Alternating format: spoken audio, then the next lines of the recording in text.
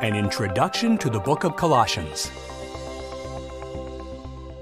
The Apostle Paul wrote this inspired letter in Rome around 60 or 61 CE. This was during his first imprisonment there while he was under house arrest.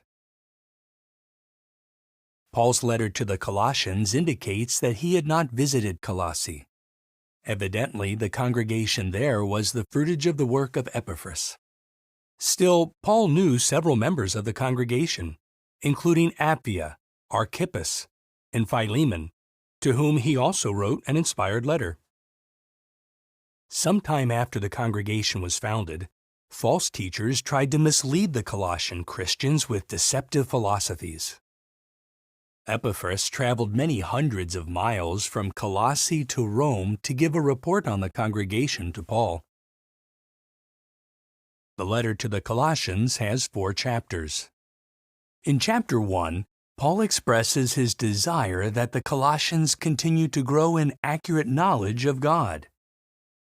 Paul then describes God's Son as the image of the invisible God, the firstborn of all creation, and the one through whom all other things were created. Christ is also the head of the congregation. In chapter 2, the apostle warns the Colossians about those who are promoting philosophies and the observance of the Mosaic Law.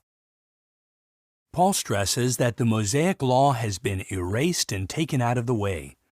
God had figuratively nailed it to Christ's torture stake. Did you know? At Colossians 4:10, Paul mentions Mark, the cousin of Barnabas. For a short time, Mark, also called John, accompanied Paul and Barnabas on their first missionary tour. But Mark left them and may have returned home to Jerusalem, which disappointed Paul. About 12 years later, however, Mark was in Rome as Paul's co-worker. Clearly, any breach between the two had been healed.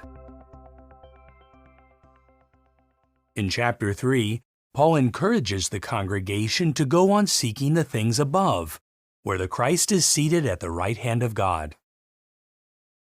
The apostle also exhorts the Colossians to strip off the old personality, to clothe themselves with the new personality, and to continue forgiving one another freely. In chapter 4, Paul tells the Colossians to persevere in prayer along with thanksgiving. He also writes, "Let your words always be gracious, seasoned with salt, so that you will know how you should answer each person." As you read the inspired letter to the Colossians, note how we should continue to grow in accurate knowledge of God, how we can cultivate a Christ-like personality, and how our speech should always be gracious, especially as we proclaim the good news of God's kingdom.